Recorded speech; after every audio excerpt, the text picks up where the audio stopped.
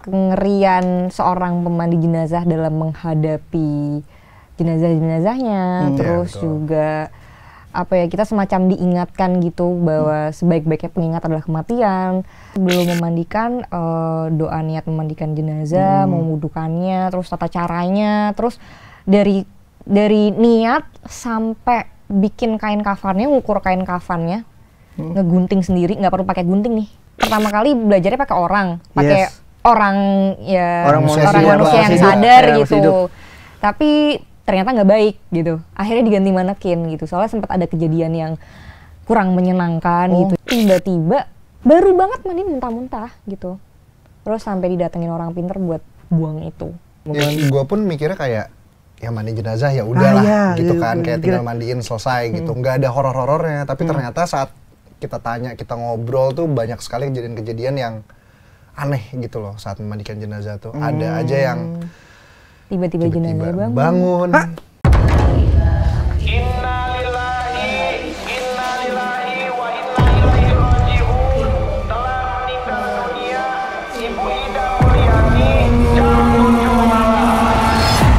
Judulnya Pemandi Jenazah.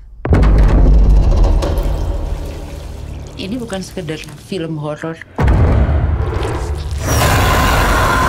Mandi jenazah itu sakral tapi juga ngeri. Nama itu usul keadaan al-hazilumani tadi. Butuh nyali yang besar banget buat jadi seorang pemandi jenazah. Bisa berkomunikasi secara tidak langsung dengan si orang yang meninggal. Serem. Mencekam. Mengerikan. Macem-macem gua mandiin loh.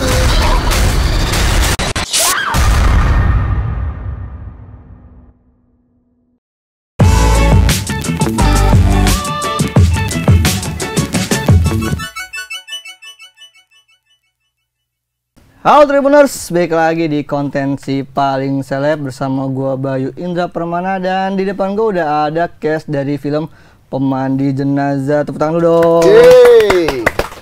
Ada Ibrahim Rishad.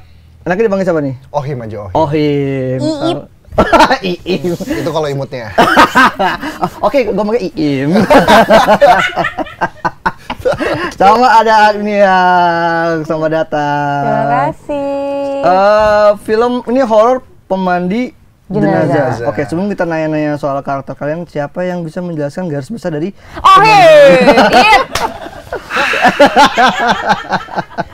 langsung lempar dengan cepat oleh Agni.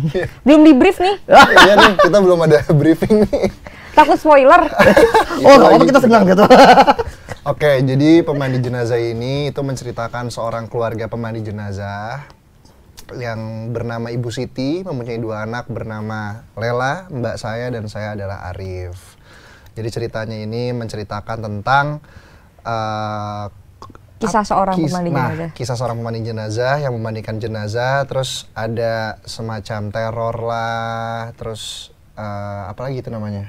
Kejanggalan-kejanggalan yang harus diusut. Betul, yang harus diusut. Ya, singkat ceritanya sih seperti itu ya, karena kalau misalkan terlalu melebar takutnya spoiler. Soalnya saya suka keceplosan nih kebetulan. Oh, tidak apa-apa. Membahas tentang apa ya, bagaimana kengerian seorang pemandi jenazah dalam menghadapi jenazah-jenazahnya, terus betul. juga apa ya, kita semacam diingatkan gitu bahwa sebaik-baiknya pengingat adalah kematian. Terus juga satu lagi tuh banyaknya dosa masa lalu gitu ya. Jadi ini tuh apa, true story kah atau emang original story aja atau kejadian ya? Saya mungkin Tapi idenya ada banyak yang kejadian karena juga dari scriptwriter katanya juga berdiskusi ya sama seorang pemandi jenazah gitu. Okay. Jadi emang bukan film horor biasa yang hanya menceritakan teror yang anak-anak masuk ke rumah hantu terus takut-takutin nggak bisa keluar lagi gitu. Tapi ini bagaimana kehidupan seorang pemandi jenazah seperti itu. Jadi riset juga gitu. Oke. Sebagai Lela gimana karakter Lela ini? Karakternya Lela, dia kakaknya Arif, anak pertamanya Ibu Siti yang jadi itu Bu Jenar, gitu. Seorang pemandu jenazah juga turun penurun, dan si Lela ini memiliki sensitivitas yang tinggi gitu. Dan dia sebenarnya nggak pengen jadi pemandu jenazah karena pemandu jenazah itu selain pekerjaannya susah gitu juga ngeri ya, karena dia tuh memandikan jenazah sebelum dihadapkan ke Tuhan Yang Maha Esa gitu, dan dia tidak menyukai pekerjaan itu karena dia ingin memilih jalannya sendiri gitu. Mau jadi YouTuber gitu. Ya anak zaman sekarang lah gimana. Kamu kan iya dong, kamu kan mau jadi MUA ceritanya. Iya, betul. Iya, dia mau jadi MUA. Oh, beneran. Jadi dia pengennya wants-nya itu dia nggak pengen jadi pemandu jenazah, dia pengennya jadi orang lain lah gitu. Nggak mau mengikuti jejak si ibunya. Tapi ternyata si Lela ini harus meneruskan pekerjaan si ibunya ini. Betul. Gitu. Kalau Arif? Saya adanya dari Mbak Lela nih yang kebetulan mandi juga? Enggak. Nah, jadi gini, si Arif ini tuh sebenarnya ada kemungkinan juga sebenarnya untuk menjadi pemandu jenazah, tapi ternyata di keluarga ini tuh diturunkannya ke Lela. Dia punya apa ya? Gift lah. Gitu. Jadi Arif ini tuh tidak punya gift itu, akhirnya dia bisa bebas memilih. Makanya ntar ada sirik-sirikan lah. Kita tuh kayak Tom and Jerry gitu sebenarnya pas syuting. Jadi Lela yang selalu dipaksa sama orang tuanya untuk menjadi pemandi, sedangkan Arif dibebaskan untuk menjadi apa yang dia mau gitu. Itu yang bikin Lela iri. Iya, jadi Arif itu lulusan SMK. Terus akhirnya dia menjadi kerja serabutan gitu di kampungnya. Dia dekat dengan banyak tetangga juga, dikenal sebagai orang yang sangat ramah. Jadi Pak RT, ibu-ibu kampung tuh sering banget minta tolong ke Arif. Jadi memang Arif tuh palu gada.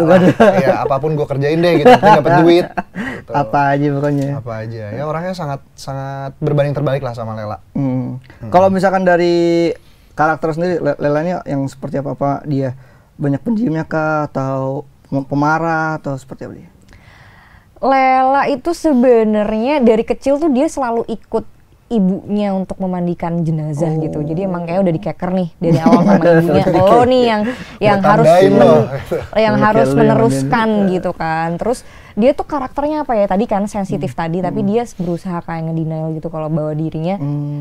Ya nggak sesensitif itu gitu. Terus juga dia seorang kakak dengan hubungan apa ya, dia sayang sama Arif, tapi namanya juga kakak adik, pasti banyak gengsinya, terus banyak berantem lucu-lucuannya gitu. Terus juga dia tuh walaupun nggak suka gitu ya, tapi tuh tetap harus bilang iya gitu, karena dia sayang sama ibunya dan dia tidak ingin menyakiti hati ibunya gitu. Yes man kalau kata orang sana. Iya, nggak enakan gitu kan gitu. Tapi berkembangnya karakter akhirnya dia bisa menentukan jalannya sendiri gitu. Kalau Arif apa dia? Tahu maunya apa? Apa dia orang yang hangat kah atau dia pendiam dingin atau dia? Apa? Gading. Arif tuh, jadi Arif tuh di sini ada dua fase gitu. Arif yang happy dan Arif yang tidak happy lah, gitu. Jadi di awal-awal cerita tuh Arif diperlihatkan bahwa dia adalah anak laki-laki yang ceria, yang happy gitu, yang dekat dengan keluarganya dan sebagainya. Tapi ada salah satu kejadian yang membuat dia justru malah merubah kepribadiannya dia gitu loh. Jadi lebih dingin, lebih pendiam, dan jadi tidak terlalu banyak komunikasi juga sama mbaknya. Padahal dulu kan deket nih, kita tuh sekeluarga deket gitu. Tapi karena ada satu kejadian itu ngerubah pribadinya dia juga. Gitu. Ini kan termasuk jarang juga ngangkat story dari pemandi jenazah gitu kan. Padahal emang yang dekat banget sama kematian kan, sama orang meninggal tuh kan pemandi jenazah sama penggali kubur tuh. Diperlihatkan nggak sih apa kayak mungkin adab-adabnya memandikan jenazah gitu di film ini kayak seperti apa? Gitu.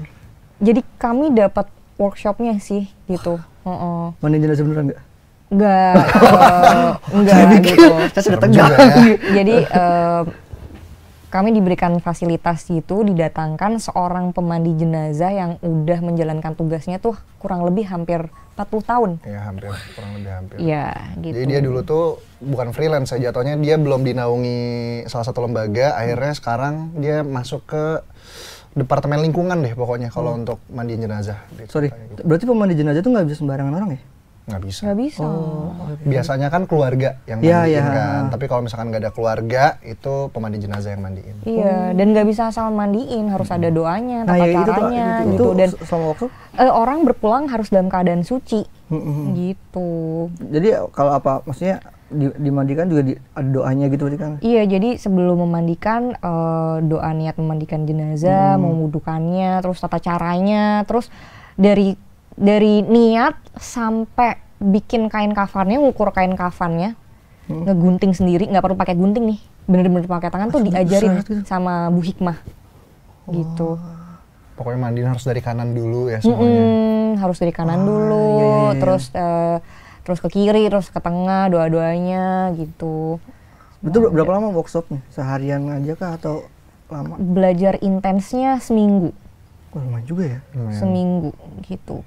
Cuman kan emang ya nggak sebanyak itu gitu, jadi seminggu itu lebih dari cukup gitu. Tapi kan maksudnya supaya ketika di film orang yang mungkin ngerti sama adab itu biar tahu ini beneran nih nggak asal saja, itu kan berarti juga cukup dalam ketika proses ini kayaknya proses workshopnya itu juga ada pakai orang juga kah atau pakai apa buat dimandiinnya? Nah, pertamanya tuh waktu latihan tuh pakai orang.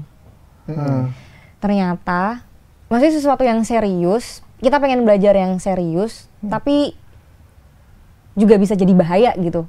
Karena iya kayak ngundang gitu loh. Makanya pertama kali belajarnya pakai orang, pakai orang manusia yang sadar gitu.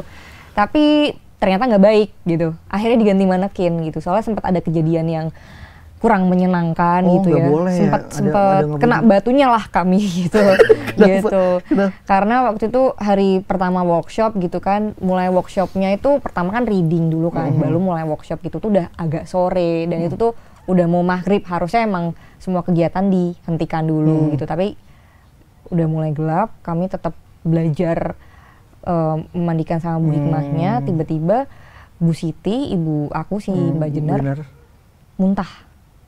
Nggak ada angin tuh, datang juga awal reading masih hahi. Bukan mah atau asam lambung kan udah dipastikan. Bukan, dia nggak punya asam lambung. Dia ya masih hahi, sehat banget, datang paling pertama nih selalu ibu kalau workshop gitu kan. Terus tiba-tiba baru banget mandi muntah-muntah gitu. Terus sampai didatengin orang pinter buat buang itu. Gitu. Wah, jadi ternyata ada sesuatu yang Karena ada momen di mana si Bu Hikmah ini itu datang ke workshop kita, itu tuh dia habis mandiin jenazah dan dia belum bersih-bersih. Gitu. Ada 3 jenazah yang dimandiin pada hari itu. Ini masih sakral itu ya sih. Harus hati-hati itu benar ya. Gue pun mikirnya kayak ya mandi jenazah ya udahlah gitu kan, kayak tinggal mandiin selesai gitu, nggak ada horor-horornya. Tapi ternyata saat kita tanya, kita ngobrol tuh banyak sekali kejadian-kejadian yang aneh gitu loh saat memandikan jenazah tuh. Ada aja yang tiba-tiba jenazah bangun. Oh itu Bu Hikmah kan tapi ya? Ya. Yang jenazahnya sumpah, gue pun kaget gitu. Yang kayak berarti kayak di teaser ya? Kalau teaser kan waktu itu si Bu Siti kan yang bangun kalau nggak salah. Bukan, yang bangun itu ada. Oh bukan ya? Ibu Mian ya? Bukan, siapa? Bukan, Mbak Foni. Oh Mbak Foni. Mbak Foni, gitu. Ternyata hal-hal itu lumrah mungkin buat mereka ya. Iya, lumrah banget, banyak kejadian dia tuh cerita aneh. Kayak dia sama asistennya lah, sama temennya tuh bawa alat-alat buat mandi ini. Misalkan kita berdua nih, jalan masuk ruangan, udah tergeletak tuh mayatnya, udah gitu. Tiba-tiba pas masuk, mayatnya duduk. Hop! Yang asistennya ngelempar barang-barang lari sambil nangis-nangis, Bu Hikmah cuman ngegeter doang liatin gitu. Karena dia berpikir kayak ya ini tanggung jawab gue harus mandiin dia gitu. Karena kalau nggak dimandiin kasihan si jenazahnya. Siapa lagi gitu kan. Gitu. Dan ternyata ada komunikasinya lah mereka itu. Jadi secara nggak langsung si jenazah itu memberitahukan ke Bu Hikmah, tolong mandiin saya karena ada apa gitu. Bangun, terus yang aku ingat waktu itu Bu Hikmah cerita dia tuh nunjuk salah satu di badannya gitu. Iya betul. Gitu. Di sini tuh kayak ada sesuatu yang, terus pas Bu Hikmah cek bener ada sesuatu yang bisa diambil dari badannya gitu. Banyak banget coy ceritanya. Dan itu yang akhirnya jadi garis besar di film ini yang dirasain sama Lela, berkomunikasi dengan mayat yang dimandikan kah kayak gitu? Jadi relate gitu dengan cerita kita. Jadi kayak ya itu bukan jenazah bukan benda mati atau gimana pun, itu sama seperti kita dan kita harus berkomunikasi gitu. Kayak, ayo Mbak, kita mulai ya prosesnya. Maaf ya, saya mandikan dulu gitu. Saya izin ya gitu. Tolong dipermudah ya gitu. Jadi Bu Hikmah juga cerita sebelum dia melakukan itu juga katanya badannya tuh yang jenazah ini tuh stiff gitu loh, kaku gitu loh. Tapi setelah diajak ngomong bisa lebih mudah gitu. Percaya nggak percaya? Aku sih percaya ya. Gue sih percaya sih. Gue sih percaya ya. Kalau yang ngomong langsung sih, percaya aja sih kayak kemungkinan terjadi. Dan berarti di sini horornya horor yang seperti apa? Apa yang teror gitu kah? Atau yang misteri, religi atau thriller gitu? Religinya pasti ada. Karena kan ini dekat sekali dengan agama ya, memandikan jenazah. Kita ada tata cara sholat, tata cara memandikan jenazah dan sebagainya, ada tahlilan. Jadi masih ada berbau agamanya juga. Teror juga jelas. Penyelidikan. Iya, penyelidikannya juga ada. Jadi kayak misteri lah. Oh, jadi ya misteri ada, jadi kayak ada horor totok gitu. Kayak mungkin si jenazah ini minta diselesaikan masalahnya gitu juga. Sama si Lela ini berarti ya. Betul, sama mbak saya ini. Gimana sama syuting di mana syutingnya? Ya masih di Jabodetabek. Jabodetabek. Berapa hari? Itu berapa hari sih syuting? 18 hari. Yang untuk kampungnya itu di mana? Kita ada di Bogor ya. Bogor, terus daerah Cibubur. Terus mana lagi sih? Udah skip karena aku emang nggak hafal nama jalan. Iya, ada satu tempat lagi tuh, Bogor, Cibubur. Masih Bogor Cibubur doang nggak sih? Itu doang ya? Bogor Cibubur. Ada satu lagi tau. Kebanyakan film kayaknya. Astaga, enggak. Ya pokoknya di pinggiran-pinggiran kota itulah. Karena kan kita memang mencari setnya itu daerah perkampungannya gitu. Di Parung. Wow. Iya, Parung. Kalau Agni sama syuting ngerasain horor nggak? Kejadian gitu? Jujur kayak mau nggak mau gitu ya. Pasti ada sih. Apalagi ini temanya sensitif gitu dan aku lumayan sensitif gitu walaupun ngedenial juga gitu. Aslinya juga sensitif? Lumayan sensitif. Apa kalau sensitif tuh apa? Yang rasanya aja kah atau bisa ngelihat juga? Dulu tuh waktu kecil aku sering banget diliatin. Wow. Sampai teriak-teriak terus entah gimana caranya akhirnya keluarga aku kayak yang ngedoain segala macem, didoain sama eyangku, aku udah nggak pernah lihat lagi gitu. Tapi udah nggak bisa ngeliat segala macem itu kan aneh-aneh. Enggak, tapi aku somehow bisa ngerasain kayak dilihatin gitu, kayak lagi diawasi. Tapi aman di sini kan? Aman. Kebetulan tuh di pojok ada. Jangan dong. Kayak diliatin gitu, terus. Kebetulan saya lagi ngeliatin sih. Bukan yang kayak gitu, rasanya kayak haunted gitu aja kayak. Iya. Pas di lokasi syuting juga rasanya kayak gitu. Ada terus. Diganggu gitu. Biasanya kan kalau ada yang mau nempelin atau ngeliatin gitu kan di sini berat gitu kan. Kalau aku tuh nggak selalu di sini, ada part-part badan aku tuh yang kayak entah tiba-tiba di sini, di betis, di sini, itu tuh kayak panas gitu loh, kayak pakai koyo di satu tempat gitu. Nah aku tuh nggak tahu kenapa. Kalau udah kayak gitu ya banyak zikir aja sih. Bukan gitu. Karena faktor kecapean aja. Enggak. Gue juga udah hafal ya. Maksudnya kalau capek bukan makin sensitif nggak sih? Enggak ya? Kalau capek. Bisa makin sensitif dan pikirannya makin kemana-mana sebenarnya kalau capek. Makanya sering banget sih aku ngerasain itu di Pemandi, soalnya capek banget. Soalnya emang bener-bener emotionally drain banget di film Pemandi Jenazah ini. Bukan hanya ditakut-takutin, tapi juga karena rasa kehilangannya gitu. Jadi sampai nangis gitu tuh kenapa tuh waktu pemotretan katanya? Ya masih inget ya rasanya syuting gimana gitu, terus juga masih membayangkan keadaan ketika karakternya berada di situasi yang nggak menyenangkan itu, jadinya masih kepanggil lagi gitu, walaupun syutingnya udah 3 bulan ya setelah syuting, kita baru photoshoot itu masih. Dan ada rasa kayak ngerjain ini produser ngapain baru sekarang gitu. Kayak udah jadi happy nih gitu, tiba-tiba harus balik lagi gitu. Udah berapa minggu setelah syuting kerasa lagi gitu ya, kayak inget lagi. Apalagi dia nih, kalau dari sisi Lelanya kan dia emang sangat emosional, sangat sensitif, dan dia mengekspresikan itu. Kalau dia lebih capek lagi. Gimana? Karena dia nggak bisa meluapkan. Jadi kayak Apa mendem si Arif ini mendem atau gimana? Makanya tadi kan gue bilang Arif tuh jadi dua karakter gitu. Yang awal ya dia yang happy, ternyata pas di tengah cerita tuh dia berubah gitu loh. Karena dia memendam banyak rasa gitu. Nggak bisa kayak Lela. Lela kan selalu meluapkan kan. Iya, Entah dia marah atau nangis gitu. Dia tuh banyak banget sih nangis. Dan gue selalu ngomong ke dia kayak, lu keren sih, lu tiap hari nangis coy. Capek. Hampir satu hari tuh misalkan 8 scene tuh mungkin bisa 88 dia nangis. Aduh gila. Makanya gue ngeliat dia tuh capek. Setiap ke base camp tuh udah mukanya lemas. Gue kayak aduh gila. Udah kayak gitu sih. udah teks selesai, kita mau ngeset lagi kayak bentar ya guys ke kamar dulu.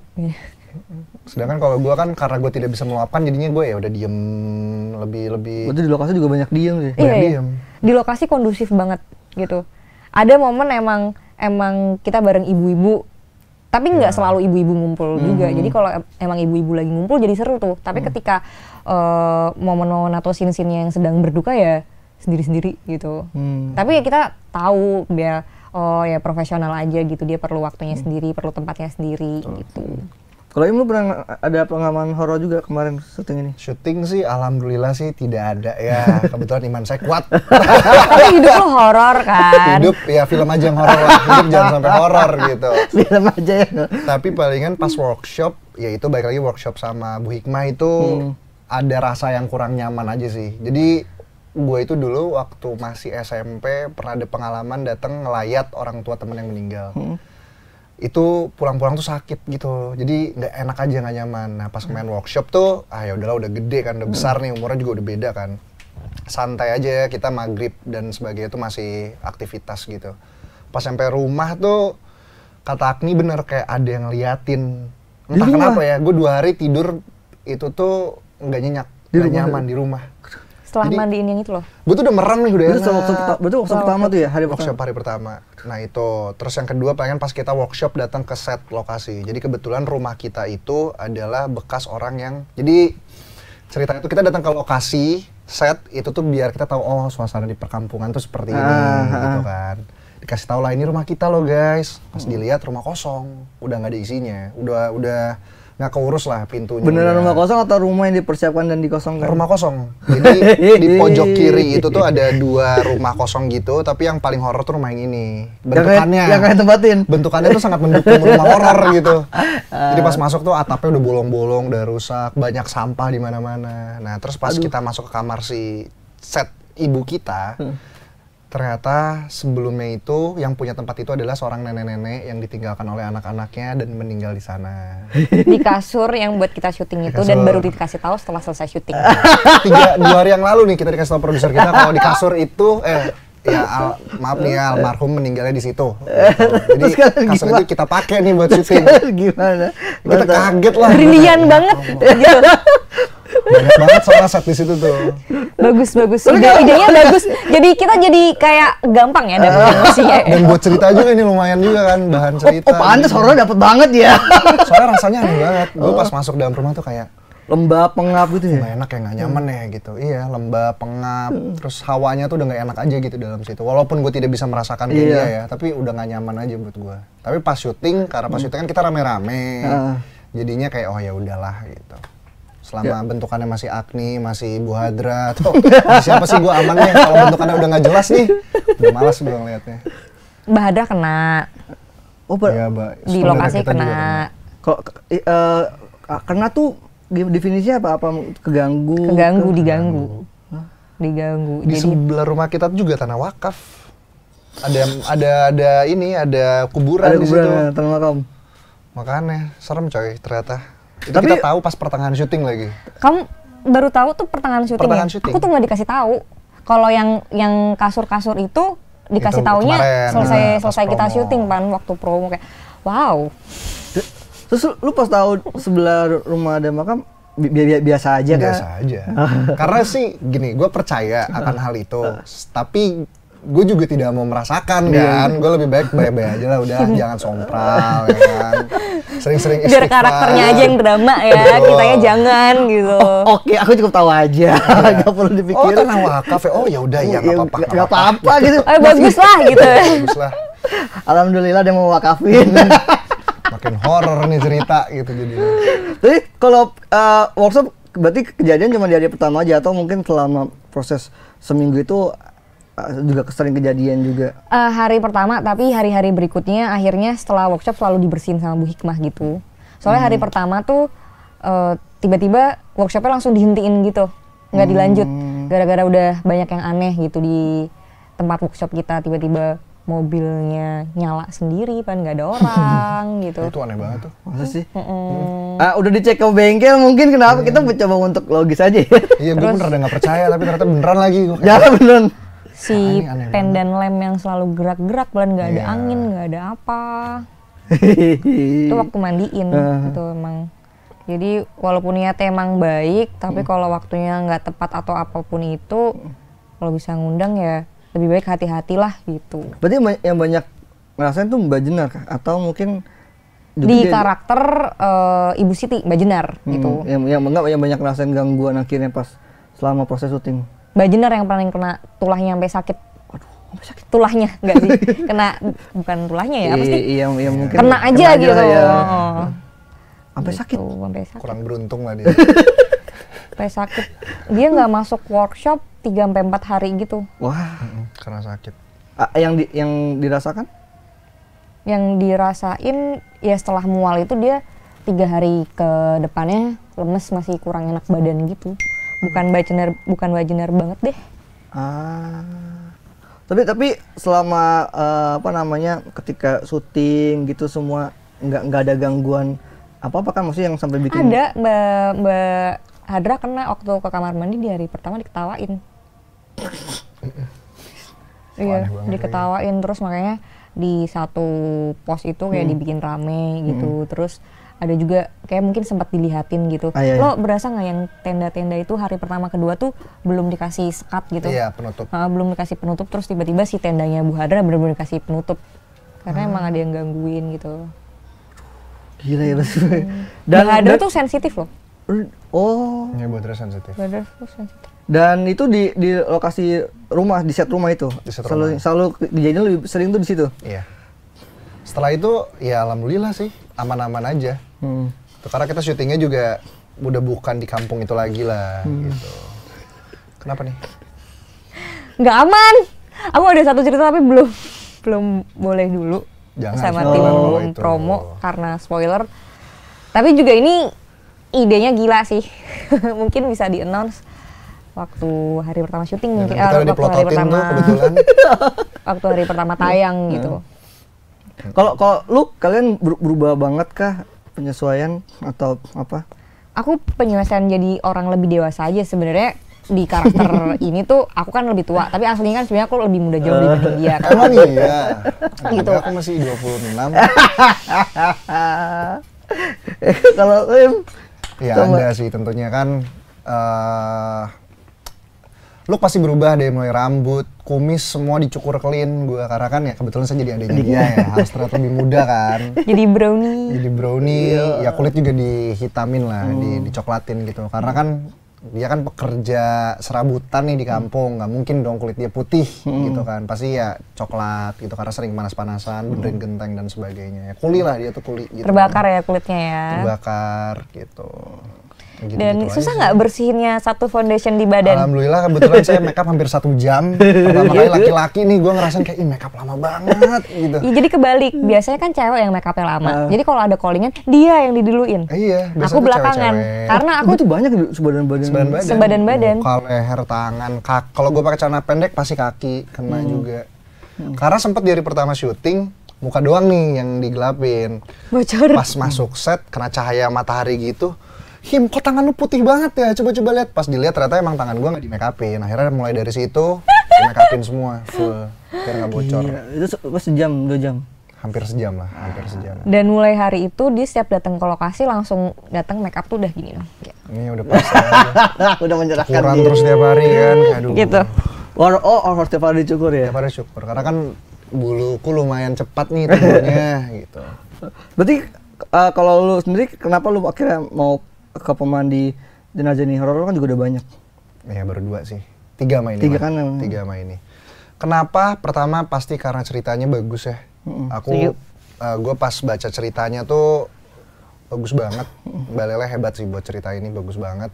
Terus tentu saja ada Bu Hadra Karena dulu kan sebelumnya gue udah sempat sama Bu Hadra juga kan beberapa project, dan gue tahu rasanya di direct dia itu enak banget buat gue ya, enak banget cara dia delivery. Nagih gitu. Jadi kita tuh sebagai aktor tuh ya gue kan merasa diri gue masih belajar nih, gue masih butuh banyak ilmu. Nah dia itu bisa memberikan itu ke gue gitu loh. Nggak cuma ngedirect, oke, action, kelar, cut gitu. Enggak, tapi dia benar-benar membantu kita gitu loh, ngejelasin, ngobrol, lebih dapat feel-nya dan sebagainya tuh. Terus tentu saja cast-castnya di sini banyak sekali senior, ibu-ibu. Ibu-ibu itu gokil menurut gue. Ini 5 ibu-ibu ini tuh gila sih. Pengalaman kan udah sangat banyak ya. Dan mereka itu tidak memberikan barrier gitu loh buat kita yang muda-muda. Mereka ngajak ngobrol lah, sharing lah, pokoknya enak gitu loh. Jadi pas tahu pemainnya ini semua kayak oke, makin semangat nih gue syuting gitu. Kalau Agni kenapa akhirnya horor lagi? Kalau nggak salah tahun lalu bilang udah mau stop nih horornya. Itu dia waktu bukan di pitching sih, waktu ditawarin, diceritain ceritanya sama produser yang kebetulan teman aku juga gitu. Oh iya deh, coba aku baca skripnya dulu. Setelah diceritain, aku nggak bisa berhenti baca skripnya, bagus banget. Dan menurut aku ini adalah cerita skrip Mbak Lele yang paling bagus. Skripnya Mbak Lele yang paling bagus, paling mateng, paling nggak pernah aku pertanyakan gitu. Biasanya kan kayak ada, ya mungkin ngerasa ada plot hole segala macem, ini nggak ada. Sebelumnya juga udah sama Mbak Lele juga kan? Iya, ini ketiga kalinya aku sama Mbak Lele. Yang pertama KKN, Korin, terus ini. Ini bagus banget. Dan aku suka banget karakternya, karena juga jadi belajar sesuatu yang baru kan gitu. Nggak pernah, aku sebelumnya nggak pernah tahu seorang pemandi jenazah tuh seperti apa gitu. Dari kaca situnya yang menurut aku kayak, wah ini sih eksotis banget sih, aku mau banget peran ini gitu. Dan berarti akhirnya ngasih kayak dispensasi untuk film horor ini aja kah, atau sekarang yaudah deh oke coba-coba horor lagi ntar ke depan-depannya? Mau tetap lihat dari skripnya sih. Kalau ada skrip yang emang bikin aku jatuh cinta dan kepikiran ini, why not gitu. Berarti tetap picky ya, nggak mau? Iya, nggak mau salah ya. Picky gitu, tetap lihat kejebak. Tetap lihat produsernya siapa, sutradaranya siapa. Dan sebenarnya aku tuh waktu itu sempat ditawarin sama Mbak Hadra juga, ya kan? Iya betul. Gitu. Tapi akhirnya nggak jadi gitu. Ya jodohnya di sini, rezekinya di sini. Oke, sekarang closing statement nih dari Agni sama Im. Experience apa nih yang akan didapetin sama penonton ketika nonton Pemandi Jenazah ini, dan kapan sih tayangnya? Tanggal 22 Februari 2024 di seluruh bioskop Indonesia. Oke, kasih tau dong apa experience yang akan didapat ketika nonton. Tentu saja experience kalian akan ketakutan, terus akan jaminan ketakutan. Udah pasti. Kalau itu kaget tuh udah pasti banget, karena banyak sekali jump scare yang gue pun pas nonton preview sedikit nih itu gue kaget. Padahal gue ada di situ. Gue tahu tuh bakal ada jump scare itu, tapi gue masih kaget. Jadi ceritanya juga bagus banget. Kalian bakal dapat banyak informasi tentang seorang pemandi jenazah itu seperti apa gitu. Ini bukan hanya untuk hiburan, tapi ada juga pembelajaran hidupnya sih menurut gue. Kalau lu? Kalau emang penonton Indonesia suka film horor yang mencekam dan menakutkan, menurut aku Pemandi Jenazah jawabannya tanggal 22. Karena emang mencekam, semenakutkan itu. Dan balik lagi, selain ceritanya bagus, bukan horor yang hanya sekedar ditakut-takutin, tapi juga kita semacam diingatkan kembali bahwa sebaik-baiknya pengingat adalah kematian. Oke. Mas, sebelum closing kita mau ngasih sesuatu nih. Jadi ini pas kita syuting tuh benda ini selalu ada ya. Iya. Benda ini selalu ada nih. Ini bukan seperangkat. Ini kan kain kafan kan. Iya, dibuka aja buat surprise ya. Jadi apa nih yang coba? Ini besek gitu. Jadi kalau ada, nggak di kampung-kampung sih. Ada definisinya kan kenapa besek? Ini biasanya suka dapat kalau lagi tahlilan, lagi syukuran gitu. Karena tahlilan sangat identik dengan pemandi jenazah. Iya, betul. Iya, betul. Betul. Oke. Mohon diterima. Ini nggak ada. Kayak mendingan ngeceknya sama orang banyak ya, jangan sendirian dibukanya. Gue jadi curiga kalau begini. Isinya ayam tapi masih ada arwahnya di situ. Jangan dong. Masih ada arwahnya. Ini baru ini kita dapat besek nih guys. Lanjut di episode kedua kalau mau tahu isinya apa. Oke, itu tadi kita ngobrol sama Agri Terima kasih, dan Mas Indra. Boim. Buat teman-teman Tribuners, jangan lupa nonton Pemandi Jenazah tanggal 22 Februari 2024. Nontonnya di bioskop yang legal, jangan yang bajakan. Dan buat teman-teman Tribuners, thank you udah nonton Si Paling Seleb. Dan jangan lupa tonton terus konten-konten tribuners.com lainnya. Bye-bye. Dadah. Bye-bye.